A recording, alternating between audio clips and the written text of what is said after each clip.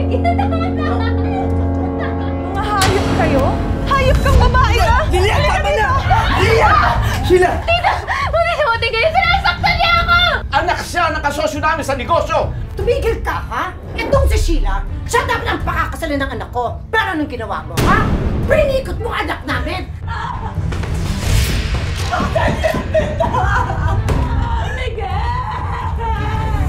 Nasa si Lilian! Ilabas niyo si Lilian! Lilian! Itong bagay sa'yo! Yan! Bakit isa ka magtomdo? Sama kayo! Hindi na kami pwedeng umalis ng ano ko dito kasi wala naman mabibigyan ng sustento sa amin si Miguel. Kaya titiisin ko pa lang lahat. Tita! Tita! Ang tabat-tanga mo! Ang tabat-tanga mo! Hindi mo sinabi na pasaktan! Tita, tama na! Wala nang dahilan para manatili pa ako sa bahay na pakukunin ko yung anak ko!